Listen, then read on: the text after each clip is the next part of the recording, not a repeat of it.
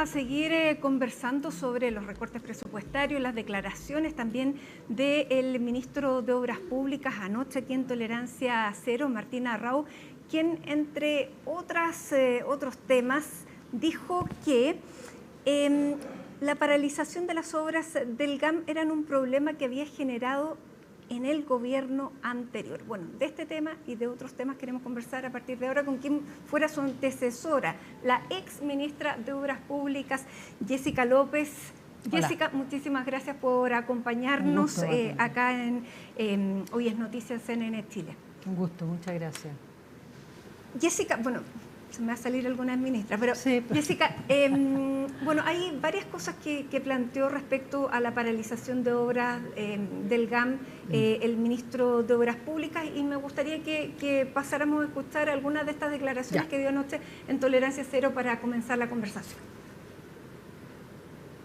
Proyecto que tenía un presupuesto oficial de poco más de 70.000 millones de pesos, para que entendamos las magnitudes, porque perdemos aquí 70.000 millones, de ser como esta mesa de billetes, digamos, y que se adjudique por 114.000 millones a pocas semanas del cambio de gobierno, cuando el ministerio, que es el mandante, que no es Obras Públicas, sino que es Cultura, no tiene flujos, no tiene presupuesto para solventar ese gasto, ese ritmo de gasto. El problema lo generó el gobierno anterior a adjudicar una obra que no tenía factibilidad presupuestaria.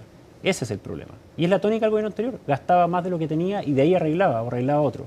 Además, que si hubiera sido tanto la urgencia de hacer esta obra, tuvieron 4 años para retomar la obra. Justo la última semana se adjudica por un mayor valor. Dice que se demoraron 3 años en ese proceso. Imagínese usted. Ya, ahí están las declaraciones entonces del ministro de Obras Públicas. Si hubiera sido tanta la urgencia de hacer este proyecto, tuvieron 4 años para retomar la obra, no lo habrían hecho 9 días antes. Esa una para partir con alguna de las declaraciones. ¿Cómo responde a quien hoy es la autoridad de la responsabilidad del gobierno anterior en la paralización de estas obras? Bueno, cuando uno recuerda la historia de este centro cultural, el GAM, son muchas décadas, ¿no? La primera etapa del GAM se inauguró el año 2010 y después se inició el proceso de la segunda etapa, que ha tenido, mira, muchas historias. Una empresa que quebró y dejó la obra, la segunda etapa, al 45% de avance. Después han pasado los años y naturalmente una obra ya de tanto tiempo hay que ponerla a tono. Estallido, pandemia. Sí, además en el estallido tuvo incendio y qué sé yo. Entonces, naturalmente, cuando uno va a hacer una licitación, tiene que, sobre todo en un caso como este, actualizar el proyecto completo, ¿cierto? Valorizar lo que está construido. La empresa que se hace cargo, cuando se hace cargo de una obra que estuvo abandonada, se hace cargo de toda la responsabilidad. Por lo tanto, hay que ser súper claros respecto de lo que hay, el estado en que está, de qué se van a hacer cargo ellos en caso de tomar la obra. Y respecto del proyecto mismo, es un proyecto que se actualizó, es un proyecto que hoy día es absolutamente acorde al nombre que tiene, que es la mayor infraestructura cultural que tiene Chile. Y por lo tanto, el gobierno parte del año técnicas. 2022. ¿Por qué las obras comienzan a ejecutarse 9 días antes de que se produzca el cambio de mando? Es que el inicio de las obras es una etapa más de un largo proceso. Por ejemplo, el proceso de actualización para poder iniciar el llamado a licitación tomó 2 años. 2 años para poder definir la nueva sala que se iba a hacer, que es una sala con unos estándares tremendos de alto y tremendos de actuales, digamos, ¿no? Porque el proyecto anterior ya quedó sobrepasado por la tecnología, por las necesidades del país, etcétera. Entonces, ese proceso tomó un par de años. Posteriormente, bueno, y los que están, el ministro yo creo que es muy nuevo, por eso no cacha todavía lo que se demoran los procesos hasta llegar a un inicio de obras, los procesos de licitación. En este caso, además, hubo que hacer un registro especial de contratistas, que es un proceso aparte que dice relación con la especificidad de esta obra, no cualquier empresa. Claro, entonces se llama primero una licitación para constituir un conjunto de empresas que estarían interesadas y que tienen que mostrar las capacidades técnicas de ejecutarlo, ¿no? Es una obra muy, muy sofisticada y especializada. Ya, se presentaron 5. No, se presentó una. Una. Una. Estudiaron el proyecto 3 o 5. Ya. Se presentó una, pero se presentó con un presupuesto superior. Y aquí otro tema que el ministro también menciona, y que es el siguiente: el presupuesto con el que el ministerio llama a las licitaciones es una estimación básicamente de las obras que hay que construir, de los equipamientos que hay que comprar e importar, de la mano de obra que se va a ocupar en eso, pero las empresas naturalmente le agregan, sobre todo en un caso como este, un elemento, una prima de riesgo que en este caso fue alta, por la responsabilidad que significa tomar la obra en el estado en que está, hacerse cargo de todo su pasado y poder entregarla en los estándares que están exigidos.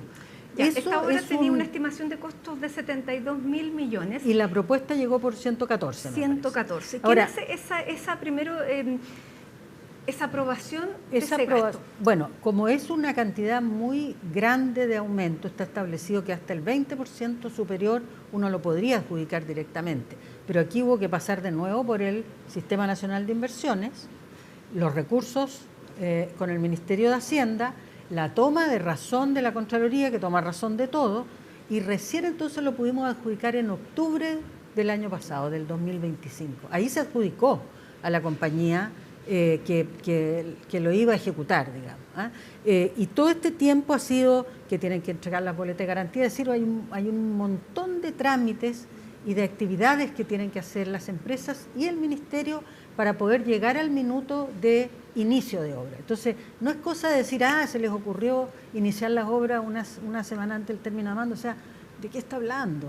Nos esforzamos durante 4 años muchísimo, porque yo creo que lo más importante, si vamos a seguir con esa tremenda infraestructura, ese tremendo edificio en plena Alameda, 20 años más votado, porque al final se va a construir, ¿cierto? Se va a construir.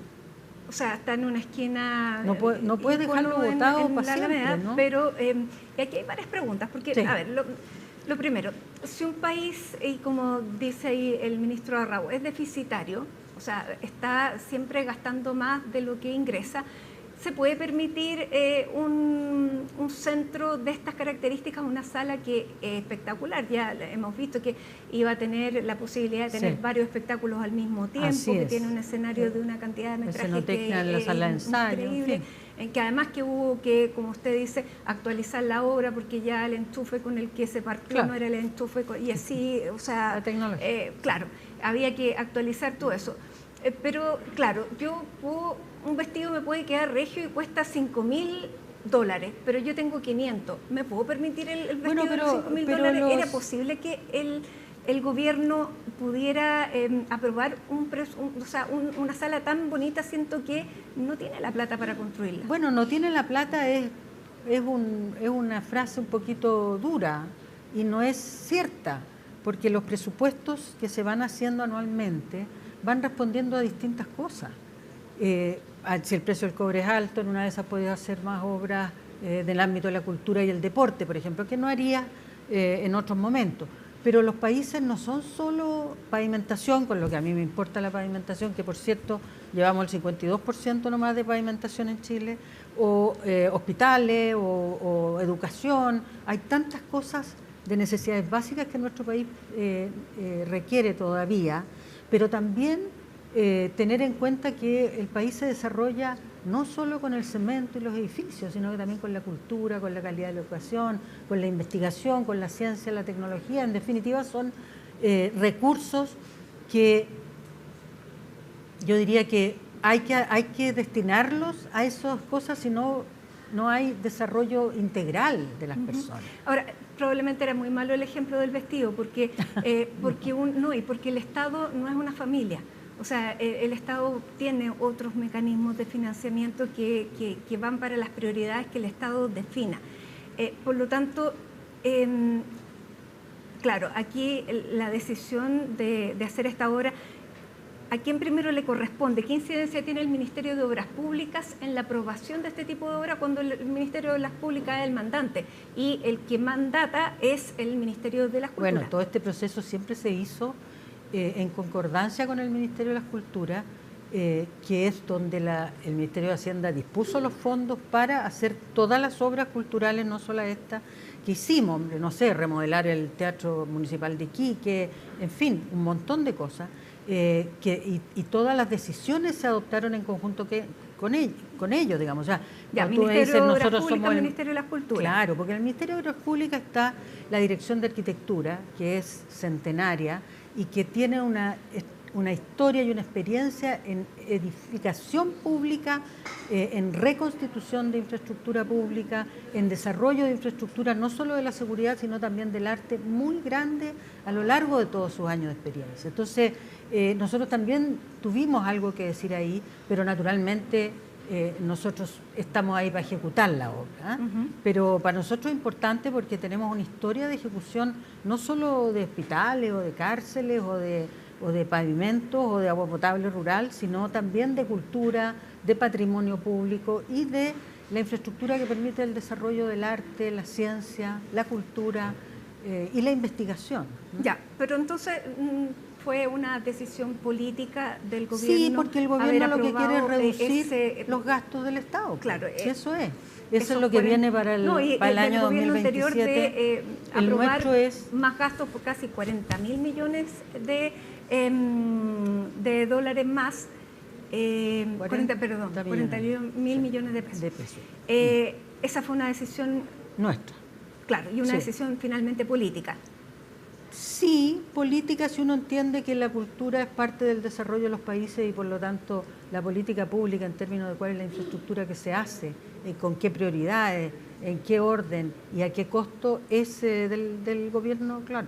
Bueno, y la decisión política de este gobierno es paralizarla.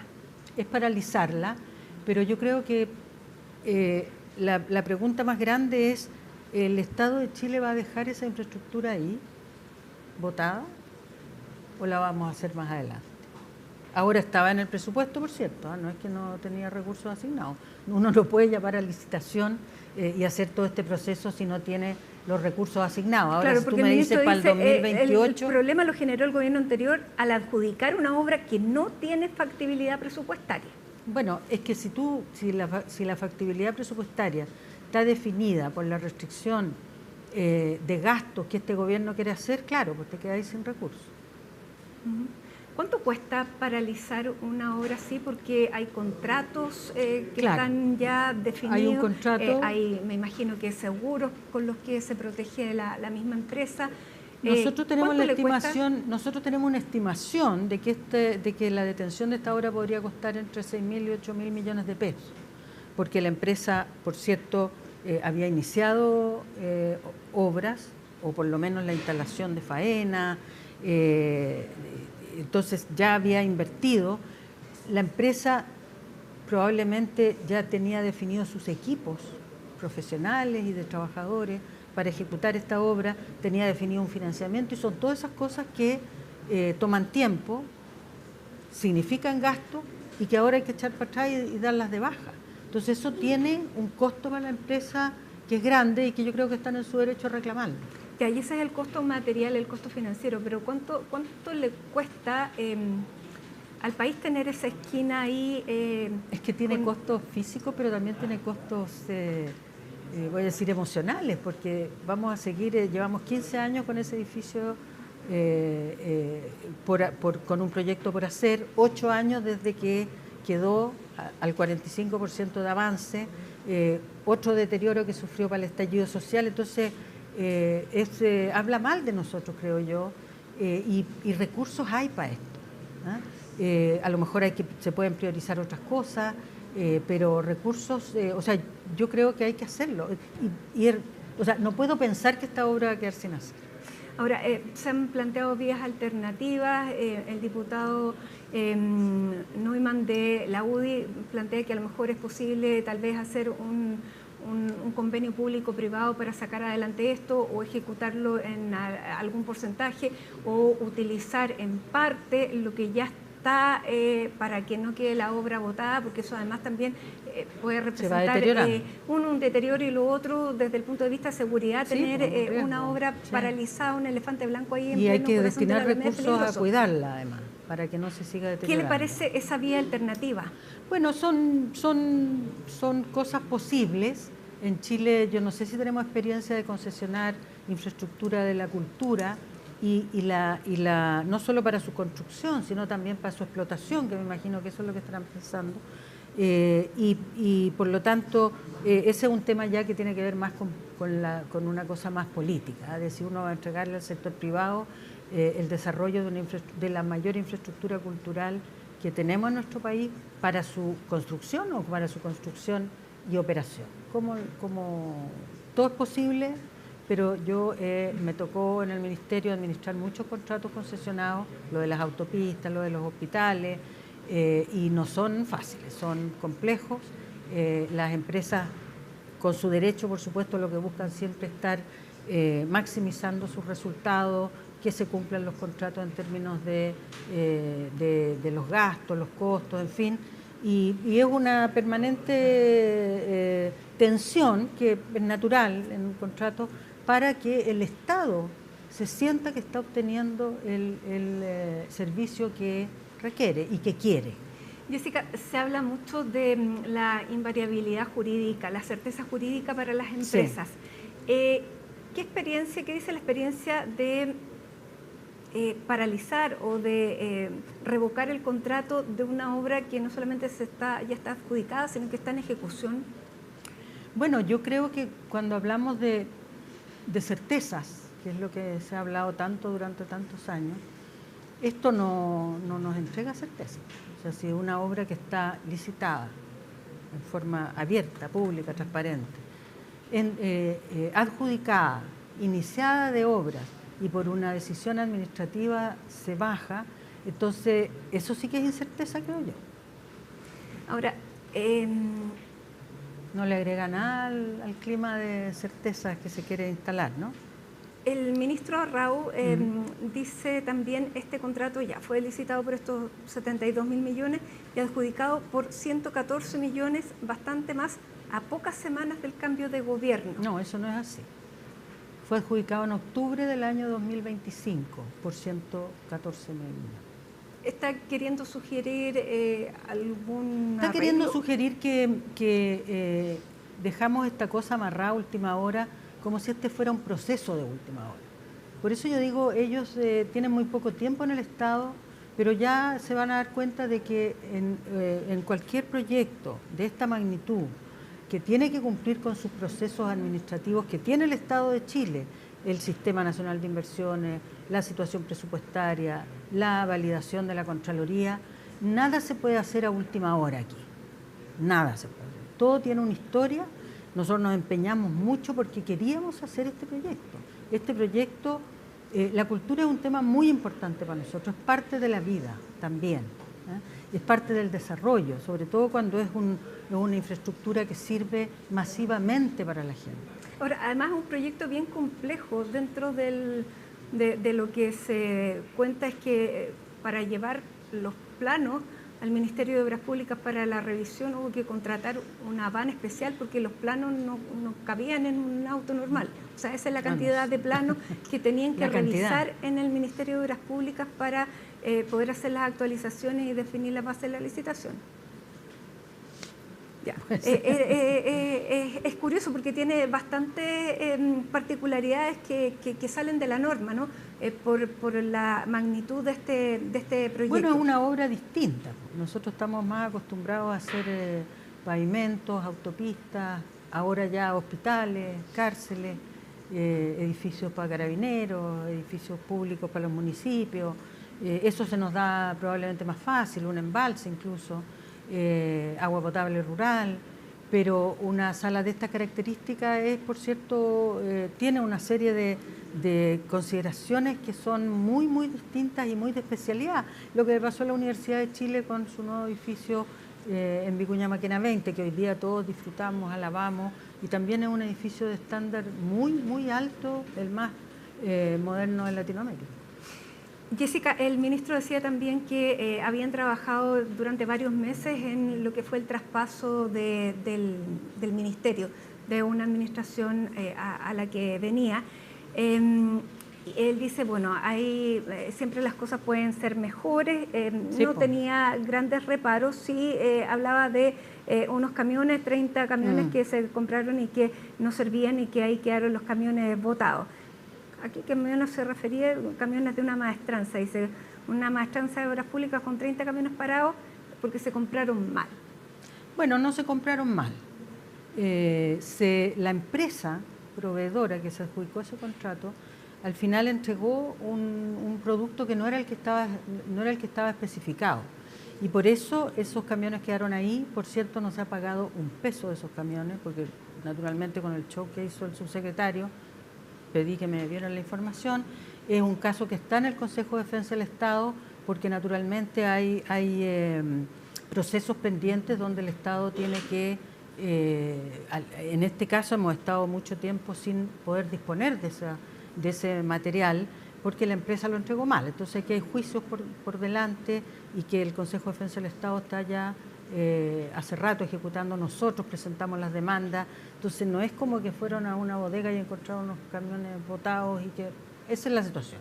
Fue una licitación que se hizo bajo nuestra administración, donde la empresa se adjudicó ese contrato y finalmente la entrega del material no cumplió con las definiciones que estaban ahí establecidas y naturalmente no se ha pagado nada y procede la compensación y la indemnización para el Estado por eso, que es el proceso en el que está el Consejo de Defensa del Estado, que son los mecanismos que el Estado de Chile tiene. Ya, importante la aclaración. Ahora, usted en este proceso largo que hubo de traspaso, tuvo la posibilidad No de hubo ni un conversar... proceso largo de traspaso, pues Matilde, Es que son 3 acuérdese meses, o sea, eso es lo largo desde que hay una elección hasta que se asume. No, porque alcanzamos a tener una reunión, un par de conversaciones telefónicas y se ¿Conversaron lo suspendió del el GAM? proceso.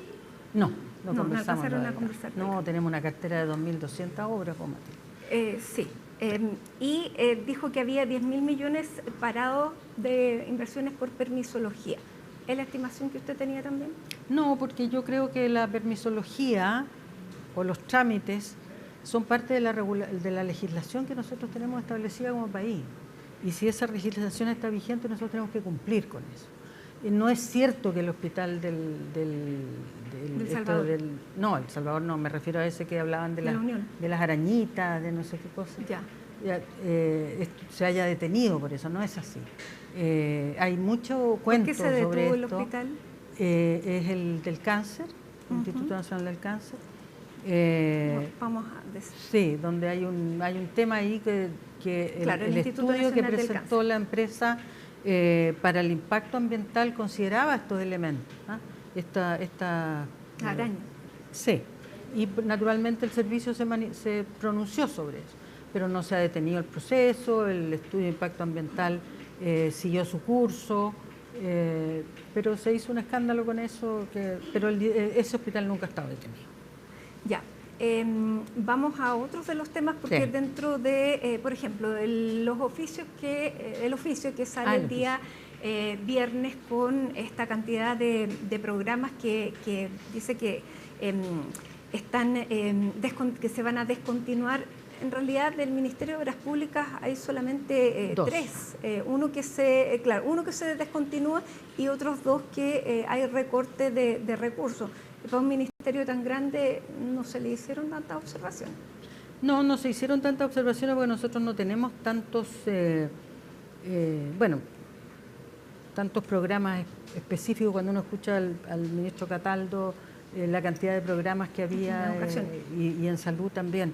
En nuestro caso son menos, pero respecto a ese oficio, algunos comentarios. Un oficio que envía el Ministerio de Hacienda con los lineamientos para el presupuesto del 2027 no es un oficio reservado. Aparte porque lleva como 100 copias a todos los ministros, a todos los de contabilidad y finanzas, probablemente de cada ministerio, a la subsecretaría. Entonces, ni una posibilidad que sea un oficio reservado. Eso es una comunicación que siempre es muy amplia, porque va a todo el Estado, donde se le definen los lineamientos para empezar a construir el presupuesto del próximo año, que en este caso es el 2027. El ministro Quirós dijo hoy día que lo comparaba con la carta de una pareja. Sí, pero una pareja uno no le pone copia a todos los ministerios, no le pone copia a nadie. Por eso digo que no es un oficio reservado, sino que es parte del proceso presupuestario del Estado de Chile, que se inicia así, con un oficio de Hacienda donde define los lineamientos de cómo hay que empezar a trabajar para construir la propuesta presupuestaria. Ya, y cuando dice que este proyecto se descontinúa, ¿qué es lo que tiene que entender el ministerio que recibe ese oficio? Tiene que entender que la intención es descontinuarlo y que hay que dar la pelea o por modificarlo o por no descontinuarlo. Pero descontinuarlo quiere decir que se deja de dar la prestación. Se suspende, entiendo yo. Se suspende. Se suspende. Mire, como usted dice, hay pocos casos del Ministerio de Obras Públicas, pero al menos hay uno que a mí me preocupa y que tiene que ver con la partida de los recursos que se destinan al agua potable rural. Ya, porque sí, aquí hay 3 y el que se descontinúa dice constitución, registro, fortalecimiento y supervigilancia de organizaciones de usuarios. Sí, eso tiene que ver con las organizaciones de usuarios, son las organizaciones de usuarios del agua, las juntas de vigilancia, y ahí el ministerio que es responsable de la gestión del agua en Chile, hay que tener harto cuidado porque el ministerio también es responsable de fiscalizar que las aguas se usen bien. Y por lo tanto, si esto significa reducir la capacidad de fiscalización del ministerio, es bien complicado, es peligroso. Y lo otro es lo que yo le digo de reducir los recursos para la construcción de nuevos sistemas de agua potable rural. Estamos hablando de gente que muchos sistemas de agua potable rural, nosotros estimamos que hay todavía por delante unos 300 que habría que construir y otros 2.400 que hay que mantener, actualizar, aumentar, agrandar, modernizar, porque son muy antiguos. Este es un programa que tiene 60 años de vida en Chile. Entonces, reducirle los recursos significa, nosotros durante el gobierno construimos 100 nuevos sistemas de agua potable rural.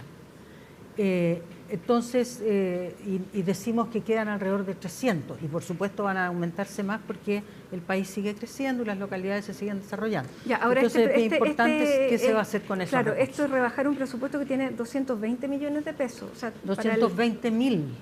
Ya, 220.000 millones de pesos. Parte de eso son para mantener, mejorar, agrandar los sistemas que hoy día existen y parte para construir nuevos sistemas. Ya. Y eso es delicado porque estamos hablando de llevar el agua potable a los hogares de Chile en las zonas rurales. Jessica, y lo otro que nos ha ocupado el tiempo y la discusión de estas últimas semanas es esta ley de reconstrucción nacional. Y le quiero preguntar básicamente por lo que atrae la inversión. Usted como exministra sabe bien cuáles son las cosas que consideran grandes inversiones para llegar a nuestro país, porque básicamente estas grandes inversiones, muchas de ellas son en obras públicas. ¿Cuán necesaria es una rebaja del impuesto de primera categoría de un 27 a un 23? Bueno, yo creo que la tasa de tributo es, por cierto, un elemento que se considera en la evaluación de proyectos de inversión. Ahora, mencionar varias cosas. Creo que el 2024-2025 fue la mayor inversión extranjera en Chile en su historia. Entonces, yo, por cierto, creo que es bueno alinearse con las tasas de impuestos corporativas con el resto del mundo para ser competitivo, pero Chile es un destino preferido. Tuvimos récord de inversión extranjera el año 24 o 25, no me acuerdo cuál, creo que 24. Entonces, la inversión extranjera busca a Chile porque Chile tiene buena institucionalidad, tiene una buena situación económica y financiera y tiene un buen desarrollo humano. Nuestro índice de desarrollo humano es el segundo más alto de toda Latinoamérica. Entonces, es un país donde los inversionistas extranjeros quieren venir. En Chile han estado por décadas en el programa de concesiones, 30 años, y por lo tanto yo no veo que tengamos un riesgo en eso. Tenemos que salir a vender más el país. Se dice que si una empresa elige entre Perú y Chile y Perú tiene menos, digamos, menos tasa, está bien, por eso no nos podemos perder eso, sobre todo en inversiones mineras. El punto es que esto está asociado a que generaría una mayor tasa de crecimiento y eso es algo que no está demostrado. Por lo tanto, está por verse. La invariabilidad tributaria a 25 años para proyectos de más de 50 millones de dólares. ¿Qué le parece esa propuesta? Eso es renunciar a soberanía, por decirlo de alguna manera, ¿no? Que es la capacidad que tiene el Estado de Chile y el Congreso en particular de modificar nuestra legislación. es decir eso, es comprometerse a no modificar eso, y eso yo encuentro que es complejo. Los países tienen derecho a cambiar sus sistemas, sus leyes, sus regulaciones, en la medida que se hagan cargo de eso. O sea, si yo decido que voy a, no sé, a expropiar una actividad, las empresas que están ahí tienen derecho a una indemnización. Si nosotros hacemos eso entonces y cumplimos con la indemnización, eso demuestra seriedad. Pero comprometerse a invariabilidad con la incertidumbre mundial, además que hay hoy día, yo creo que ese es un ejercicio muy, muy riesgoso y te ata de manos completamente por 25 años. Y finalmente hay un consenso de que Chile necesita crecer. Sí. Desde el ministerio que genera las mayores inversiones, sí. ¿Cuál es su receta si de usted dependiera? Por suerte que no depende. No, pero varios comentarios. Yo, no, por cierto, no tengo la receta. Lo que sé es que no vamos a poder volver a crecer como crecimos en las décadas anteriores porque tiene que ver con el nivel de desarrollo de los países. Cuando uno ve cómo crecen los países más desarrollados del mundo, no crecen al 6 o 7, crecen al 1, al 2. Nosotros tenemos posibilidades, yo creo que sí, muchas. Hay muchas mejoras de gestión que hacer en nuestro país, incluido en el Estado, por cierto. Pero hay que irse con cuidado, hacer las cosas con seriedad y no vender mucho humo, porque después hay que dar cuenta de las promesas que uno hace. Y sobre todo porque nosotros somos un país tan abierto al mundo que estamos muy determinados por lo que pasa en el mundo. Lo que nos acaba de pasar con el tema del petróleo, del costo del petróleo, que por cierto desajustó todo el programa económico que probablemente traía el ministro Quirós. ¿Qué es vender humo en este gobierno? Es vender que se puede, no sé, crecer sostenidamente, porque un año uno puede, así como cae también de repente en la recuperación, tú puedes crecer mucho, pero en un año lo importante es que sea sostenido, que sea una tasa de crecimiento sostenida. El ministro habló de qué cosa, de 2 dígitos, cuando eran 2 dígitos. De llegar a crecer al final a 2 sí, dígitos, pero ahora habrá un crecimiento del 4%. Y eso es más razonable, ¿no? Claro, de disminuir la tasa de desempleo al 6,5%, que eso también sería... eso es deseable. Deseable. Sí, por supuesto. Ya, pero la bala de plata no la tiene. No hay, es que no hay bala de plata, siempre un conjunto de cosas que nos tienen que permitir, y uno de esos es trabajar unidos por eso. Y yo me preocupa mucho porque la instalación del gobierno, que ha sido complicada no solo por la situación internacional, sino internamente, lo vemos a cada rato, da cuenta de que la cuestión no es fácil, como ellos tantas veces nos dijeron, otra cosa es con guitarra, bueno, otra cosa es con guitarra, y por lo tanto hay que ser más modestos. Ellos han llegado con una cosa de mucha soberbia. El ministro dice, lo vi de antes, respecto de que siempre se puede hacer mejor. Sí, siempre se puede hacer mejor, y por eso es bueno trabajar en hacerlo mejor y no dedicarse a criticar y a echarle la culpa de lo que sucede a lo que se hizo en el gobierno anterior, pues eso es una mala receta. Bien, Jessica López, ex ministra de Obras Públicas, muchísimas gracias por estar aquí con nosotros. Un gusto, claro, contrastando un poco lo que vimos anoche con las palabras del actual ministro de Obras Públicas, Martín Arrau. Muchas gracias.